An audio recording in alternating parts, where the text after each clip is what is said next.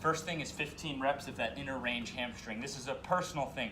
There's not any scary form. It's just feeling it yourself and trying to close that gap. We're just pumping 15 reps each side. This is like the exact opposite of a squat. This alone is a game changer for people who've had knee surgeries or chronic knee issues. When now it's time to drive up your squat, you want to balance with the universe and be getting just as strong behind your knee. The human body, it was created correctly. We deviate from what's natural in training. So now you want to drive up this, but not be driving up behind the knee. This leads to a lot of problems. Drive that up, we get the best of both worlds. So you start 15 reps each side there, getting it pumping. Then 2 more game changers.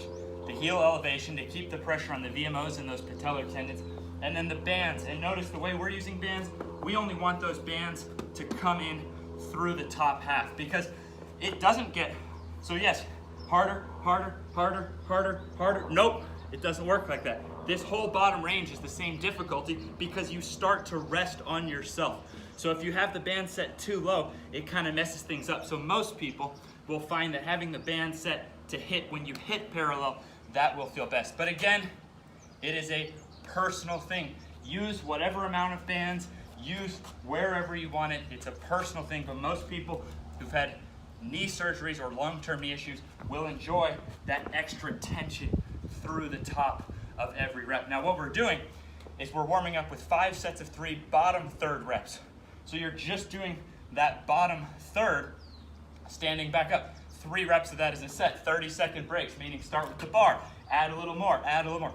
Just that warm-up alone has been a game changer for so many people with their knees. Those bottom third reps with the heel elevation. The band is just a little finishing touch. Now, there's a few ways on that breath. You can hold it in the whole time to stay tight.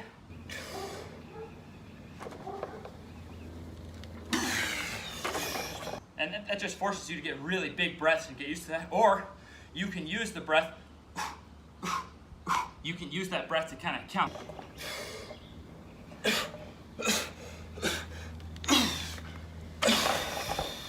So when you get to the bottom, you can use that to count your 3 reps.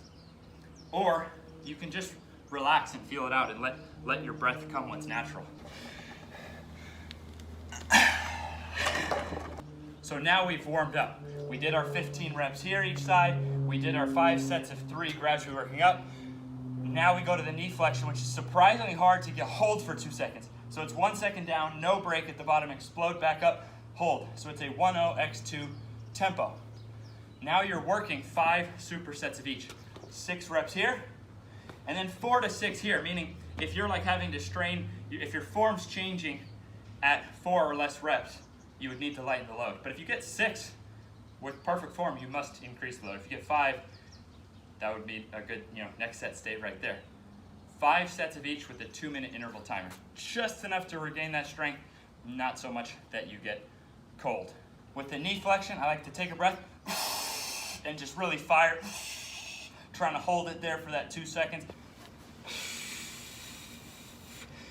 With the squats, again, there's a few different things. You could hold it really tight the whole way through. You could use it to count that 3-0-X1 tempo, because I want you taking a break at the top to refocus. Or you could just let it come naturally. Last thing in terms of the usage of this, as you get more advanced, you may find, and again, it is a personal thing, you may find you want to drop faster using those bands to force even more eccentric pressure that you have to slow down.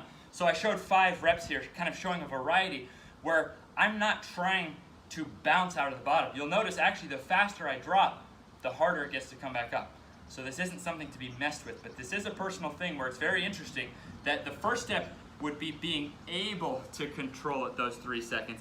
But as you get better at that, you could see that would create more force to then have to slow down. So you may actually, it's actually a variable tempo, which above all, send me your form on your 5th set from a diagonal angle. In this entire workout, in this entire athletic muscle program, the most important thing you could do would be sending me your form from a diagonal from front angle, so I can see all these factors, help you guide. Make sure it's that 5th set, because I don't want to just see like your good set and then it goes, no, I want to see the 5th set I'll say it again, the single most important thing you could do in this entire program would be sending me your form from that diagonal angle on your 5th set of your heel elevated ATG squat with bands.